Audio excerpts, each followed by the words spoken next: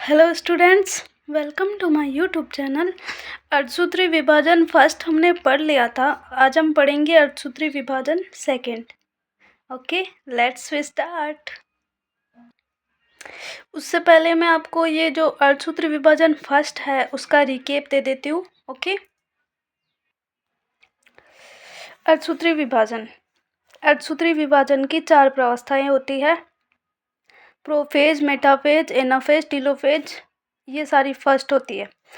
अर्धसूत्री विभाजन फर्स्ट है तो prophase first, metaphase first, anaphase first, telophase first. Okay, अब जो होता है हमारा प्रोफेज फर्स्ट, इसमें आती है 5 प्रावस्थाएं: leptotene, zygotene, diplotene, pachytene, diakinesis. Sorry, मैंने इसको उल्टा बोल दिया, तो आपको लाइन से पूरा इसका क्रम याद करना है पांचों का, इस टाइप से। ओके, सबसे पहले आती है पूर्व प्रावस्था प्रोफेज फर्स्ट के अंदर। ये सबसे अधिक लंबी और सबसे अधिक जटिल होती है। इसकी 5 प्रावस्थाएं हो गई। जो प्रोफेज फर्स्ट है उसमें लेप्टोटिन आती है फर्स्ट, तो उसे हम क्या बोलते हैं, उसको गुलदस्ता प्रावस्था भी बोला जाता है, क्योंकि इसमें गुणसूत्र है वो केंद्रक झिल्ली के पास गुलदस्ते के जैसे दिखाई देते हैं। ठीक है, अब दूसरी प्रावस्था आती है जिसको बोलते हैं जाइगोटिन। जाइगोटिन में क्या होता है कि जो समजात गुणसूत्र होते हैं आपस में जोड़े बनाते हैं, उसे सिनेप्सिस या फिर सिनेप्टोनिमल जटिल कहते हैं। ठीक है, नेक्स्ट आती है हमारी पैकाइटिन। पैकाइटिन 3 नंबर की प्रावस्था है प्रोफेज की। प्रोफेज फर्स्ट की है ये पैकाइटिन 3 नंबर। इसमें क्या होता है, क्रॉसिंग ओवर होता है जिसको बोलते हैं जीन विनिमय। ये दो समजात गुणसूत्र के आनुवंशिक पदार्थों के यानी डीएनए के आदान प्रदान से होता है। इसमें एक एंजाइम हेल्प करता है जिसको बोलते हैं रिकॉम्बिनेज एंजाइम। ये दो एंजाइम से मिलकर बना होता है एंडोन्यूक्लियेज और लाइगेज। जो एंडोन्यूक्लियेज है वो डीएनए को मध्य से काटता है, लाइगेज है वो डीएनए को जोड़ता है। इस प्रकार से जीन विनिमय क्रॉसिंग ओवर होता है। अब आता है कि 4 नंबर आती है डिप्लोटिन, जिसे इसमें क्या होता है, डी सिनेप्सिस होता है, यानी गुणसूत्र आए थे, जोड़े बनाए थे, वो जोड़ा इनका टूटने लग जाता है और एक क्रॉस जैसे जोड़े के टूटते टूटते कैसे क्रॉस जैसी संरचना बनती है, उसे बोलते हैं काइएजमेटा। तो यहाँ पे क्या होता है, काइएजमेटा का निर्माण। अब आती है लास्ट वाली इसमें डाइकाइनेसिस। डाइकाइनेसिस में क्या होता है कि जो भी काइएजमेटा था बना था अक्ष संरचना, उसका अंत हो जाता है और जो गुणसूत्र है पूर्णतः संघनित हो जाता है वापस। तर्कुतंतु एकत्रित होकर समजात गुणसूत्रों को अलग अलग करने में सहयोग प्रदान करते हैं। केंद्रक आवरण और केंद्रिका दोनों गायब हो जाते हैं। इस प्रकार से प्रोफेज फर्स्ट हो गई। अब है मेटाफेज फर्स्ट। इसमें क्या होता है, 2 मध्य पट्टिका बनती है। 3 नंबर पे आता है एनाफेज फर्स्ट। इसमें गुणसूत्र अलग हो जाते हैं और जो संतरित गुणसूत्र है गुणसूत्र बिंदु से जुड़े रहते हैं, जो सेंट्रोमियर का विभाजन नहीं होता है। ठीक है, फिर आता है टीलोफेज फर्स्ट। इसमें क्या होता है, ये प्रोफेज का उल्टा है। तो जो गायब हुए थे केंद्रक और केंद्रिका आवरण केंद्रक आवरण और केंद्रिका गायब हुए थे, इसमें वापस दिखने लग जाते हैं और भी जो कोशिकांग थे वो भी वापस इसमें दिखने लग जाते हैं। इसके बाद आती है हमारी इंटरकाइनेसिस। इसमें क्या होता है कि डीएनए का रिप्लिकेशन नहीं होता है और ये एग्जाम में नीट में पूछा गया, तो आपको ये अच्छे से याद रखना है, डीएनए का रिप्लिकेशन नहीं होता है, सिर्फ तारककाय का द्विगुणन होता है। और साथ में ये एक चीज़ है कि ये अर्धसूत्री फर्स्ट अर्धसूत्री सेकंड दोनों के बीच वाली प्रावस्था है। और आज हम स्टार्ट करेंगे अर्धसूत्री विभाजन सेकंड से। अब आपको पूरा समझ आएगा। ओके, तो इसमें भी 4 प्रावस्थाएं हैं: prophase second, metaphase second, anaphase second और टीलोफेज सेकंड। हो गई 4। अर्धसूत्री विभाजन सेकंड गुणसूत्र के पूर्ण लंबा होने के पहले व कोशिका द्रव्य विभाजन के तत्काल बाद प्रारंभ होता है। यहाँ से इंटरकाइनेसिस हुआ था। उस टाइम पे क्या होता है कि कोशिका द्रव्य का विभाजन हो जाता है और जो गुणसूत्र है वो लंबा होना प्रारंभ हो जाता है। तो इसके बाद में पूर्वावस्था सेकंड ये यानी प्रोफेज सेकंड प्रारंभ होती है। अर्धसूत्री विभाजन फर्स्ट के विपरीत अर्धसूत्री विभाजन सेकंड का सामान्य सूत्री विभाजन के समान होता है।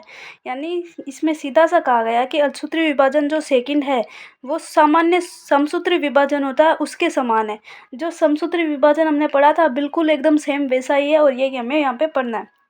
पूर्वावस्था सेकंड के अंत तक केंद्रक केंद्रक आवरण अदृश्य हो जाता है, साथ में केंद्रिका भी अदृश्य हो जाती है, जो कि नॉर्मल प्रोफेज में होता है। गुणसूत्र पुनः सहनीत हो जाते हैं। ठीक है, अब गुणसूत्र क्या है कि वो दिखाई देने लगते हैं। मेटाफेज सेकंड, इसमें क्या होता है कि गुणसूत्र का जो मध्यांश पर पंक्तिबंध बीच में ये बनाएंगे, ऐसे मध्य पट्टिका बनाएंगे गुणसूत्र।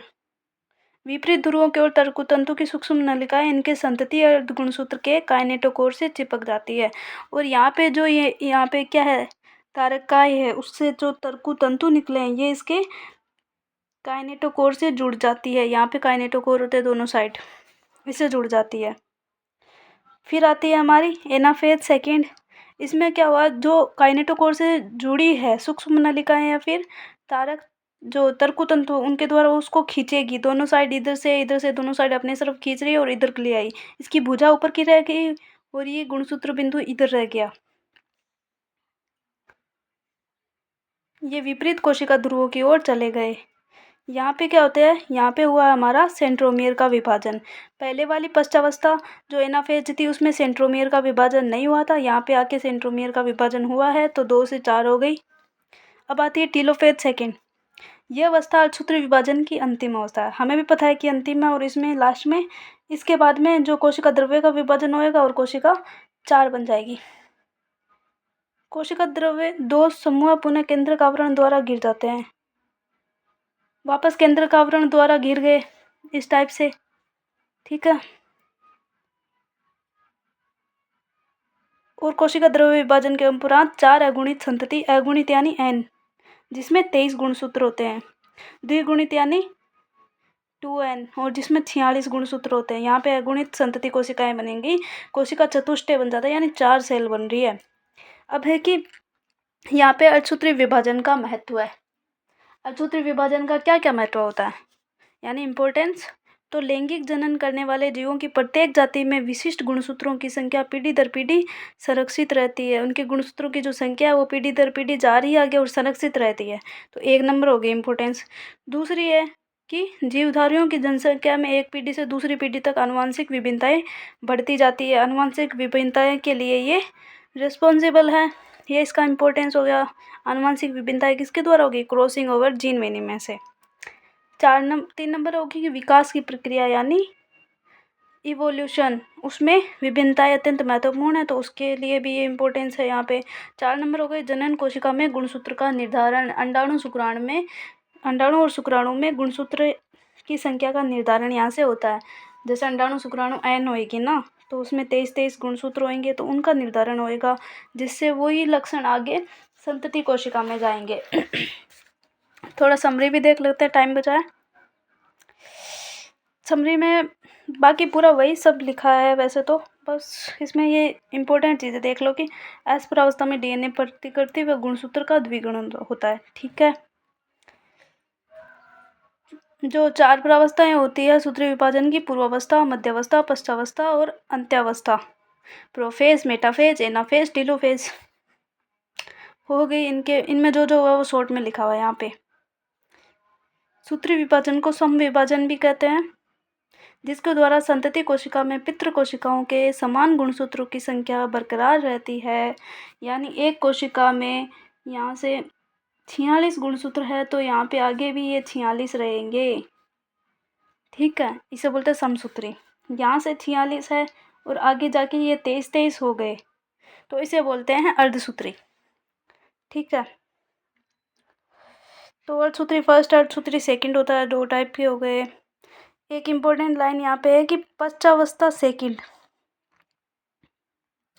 एनाफेज सेकंड के समय संतति अर्ध गुणसूत्र आपस में अलग हो जाते हैं। यानी इस प्रकार के अर्धसूत्री विभाजन के पश्चात 4 अगुणित कोशिकाएं बनती है। लास्ट में 4 कोशिकाएं अगुणित यानी हैप्लॉइड।